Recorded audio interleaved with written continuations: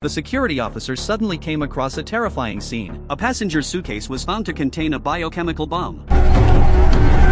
Jack broke out in a cold sweat instantly, but the voice in his headphones made him too scared to intervene. Helplessly, he could only watch the person leave. It was Jack's first day being promoted to the airport security post, and he encountered such a terrifying scene. Immediately, a female passenger approached him and said she had found a pair of headphones. He assumed it was just a lost item from a traveler. As he prepared to send it to the lost and found, he received a text from a stranger. Jack thought it was just a prank from a colleague, but when he put on the headphones, the voice inside instantly froze him with fear. The man on the call said someone would pass through his security lane with luggage. If Jack stayed silent, his girlfriend would not be in danger. But if you handle it right, you're gonna have a chance to forget it. To make Jack believe everything, the person even sent someone to break into his house. When the person described everything about his home, Jack froze. Even the fact that his girlfriend was pregnant was completely known. Only then did Jack realize the person was not lying. So he talked to the person on the phone, while also trying to call for help. But he didn't know. His small actions were completely monitored. At this point, the person threatened Jack to hang up immediately, because at this moment, the sniper was aiming at his girlfriend working at the airport. I told you, this is how it goes. Jack immediately fell into a struggle. He didn't dare risk testing if the person was telling the truth. After a brief silence, he ultimately chose to hang up and locked his phone in a locker as instructed. But Jack didn't give up. He tried recording the conversation with his watch and sending it to a colleague, but soon he was discovered again. Let's cancel the text. Reach down and cancel that text right now. After locking the watch in the locker, he finally realized he had been under constant surveillance. He had no choice but to return to his seat, while he was dazed and unsure. Take a doctorate to read a computer screen, let's go! A passenger expressed dissatisfaction with him. At that moment, Jack got an idea. He pretended to check the passenger's luggage, then hid under the luggage. Using a counterfeit detector pen, he wrote the situation on the ticket, then called a colleague to check the ticket. But just as success seemed near, a mysterious man suddenly collided with the colleague. Within seconds, the colleague fell flat on the ground. The mysterious man took the ticket and gave Jack a meaningful look. Clearly it was a warning to Jack. Soon news spread that the colleague had died from a heart attack across the entire airport. Jack hid in the lounge terrified of what had just happened. But unexpectedly, the mysterious man directly approached him. A man like that having a heart attack? You kill him. I don't know about that, Ethan. I gave you some pretty simple rules. You got cute. The person warned Jack not to try any tricks, otherwise more innocent people would die.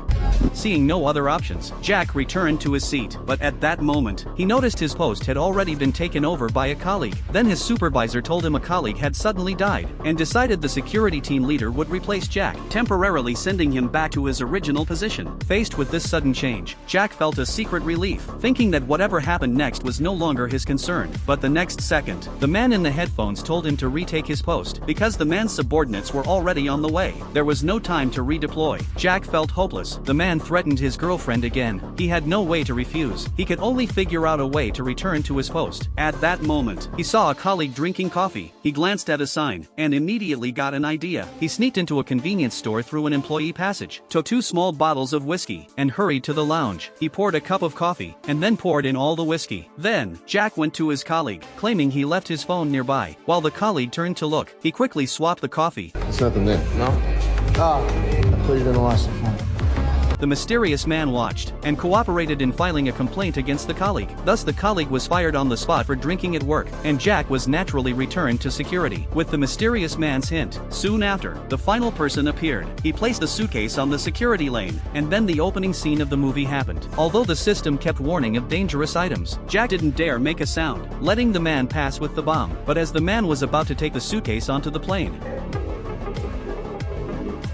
Jack received a warning from the mysterious man in his headphones, but Jack just took out the ticket from the box, quickly memorized the man's name, and handed the ticket back to him, thinking he might be responsible for hundreds of deaths on the plane. He ran to the bathroom to vomit. Meanwhile, the mysterious man's accomplice intercepted the federal police contacting the airport. It turned out the recently deceased colleague was injected with suspicious drugs. These drugs were similar to those tracked by investigators targeting the terrorist group. This group possessed a biochemical weapon called Novichok with extreme lethality. Not only that, the police found found the man had called to report an incident not long ago. To prevent accidents, female officers immediately sent people to the airport. They halted all passages and began random inspections of passengers. Although the man didn't know what was happening, this was a great opportunity because shortly after, all security officers were called into the office, where there were no cameras. Jack took the terminal and secretly scanned his supervisor's ID badge. After logging into the system, he used the supervisor's privileges to replace a passenger's name with the man's name. Soon the man was taken for inspection. What did you do? Why'd they pull my guy? Jack explained it was a random check and had nothing to do with him, but the man didn't believe it. Threatened with his girlfriend again, Jack couldn't take it anymore. Seeing the man so close, he took off the headphones and ran frantically to where his girlfriend was. As long as he could ensure her safety, he could end everything immediately. But when he found his girlfriend to take her away, she looked puzzled and thought Jack had gone crazy. No matter how much he persuaded her, she refused to leave. While they were arguing, a red dot suddenly appeared on his girlfriend's head. Jack realized something was wrong because a sniper nearby was warning him, but he pretended not to see and deliberately avoided his girlfriend, then put on his headphones. After that, a terrorist's voice came through the headphones, telling him to drop his girlfriend immediately, or a .30 caliber bullet traveling at 900 meters per second would blow her head off. Jack originally planned to escape with his girlfriend, but he was brought back under the terrorists' control again because he tried to run. The terrorist's accomplice planned to teach him a lesson. A man suddenly rushed out and threw Jack against the wall and punched him hard. Unprepared, Jack was beaten up. He soon fell to the ground. Jack tried to fight back, but after one successful sneak attack, he was grabbed by the throat in the next round, almost suffocating. Jack remembered the man had a plastic gun in his pocket, so he fumbled to take out the gun. At that moment, the situation immediately reversed. The man not only let go, but was held at gunpoint by Jack. Jack told him to call the sniper to release his girlfriend.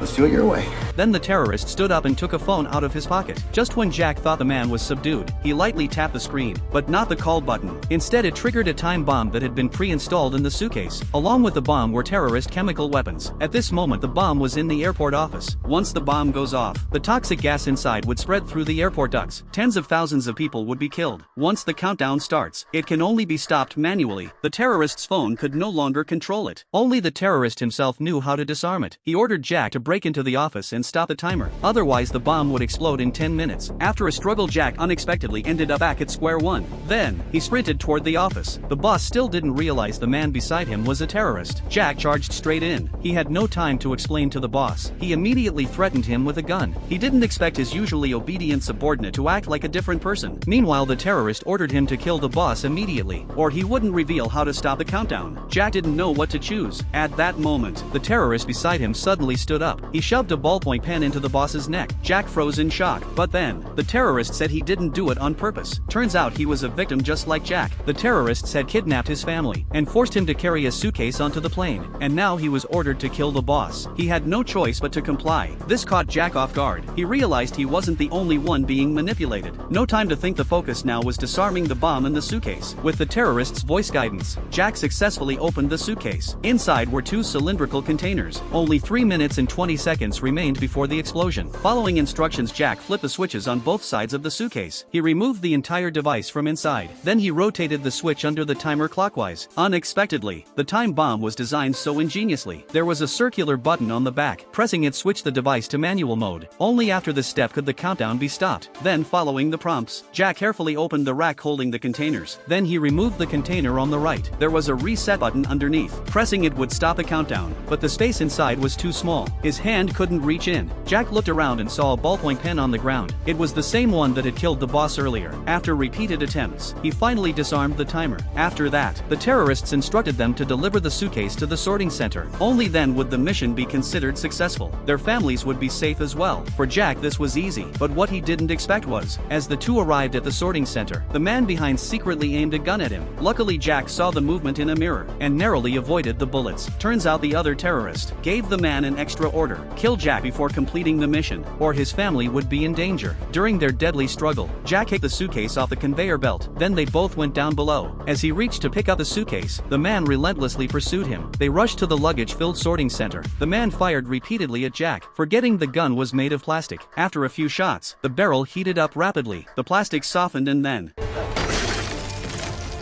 the gun exploded, hitting the man in the neck. Jack grabbed his phone. He removed the suitcase from the rack and sent a text to a colleague, telling him to quickly take his girlfriend away. But then, the terrorist tracked him via the suitcase's location. He quickly spotted Jack running away. He told him via voice to hand over the suitcase, while calling his partner to deal with Jack's girlfriend immediately. Right after finishing the call, he saw the suitcase just ahead. Jack had thrown it down and escaped. He thought Jack was a coward, not realizing Jack had tampered with it. Moments later, the terrorist boarded the plane, but when he tried to place the suitcase in the rack, it didn't fit. Jack had swapped it for a larger one. A flight attendant stepped in and confiscated the suitcase, moving it to the cargo hold. Meanwhile, Jack reached his girlfriend first. He explained everything to her, and they went to the computer together. They entered the barcode from the suitcase into the system. Then, the attendant input the suitcase number into the program. At the same time, Jack discovered which plane the terrorist was on. He had to get the suitcase off the plane before takeoff. He rushed to the airport as fast as possible, then jumped into a service vehicle. He drove to locate the plane. Soon he reached under the plane. Being airport staff, he skillfully entered the cargo hold. After searching carefully, he found the suitcase with a red rope. He opened it following the steps given by the terrorist. He then removed the chemical weapons inside. But soon, the terrorist received a notification on his phone. Seeing someone might tamper with the suitcase, he left his seat and opened the path to the cargo hold. Unexpectedly, Jack, trying to save himself, came right to him. He fired at Jack decisively. Jack used agile movements to reach the other side of the cargo hold. He placed the suitcase in the refrigerated compartment. The approaching terrorist immediately spotted Jack and the suitcase beside him. He decided to grab the suitcase first before dealing with Jack. He didn't realize Jack did this on purpose, waiting for him to open the compartment to retrieve the suitcase. Jack suddenly charged, shoving him into the refrigerated compartment. He also threw the chemical weapons in. Then he blocked the door. Soon the gas began to spread inside. The terrorist struggled briefly and quickly stopped breathing. The crisis was over.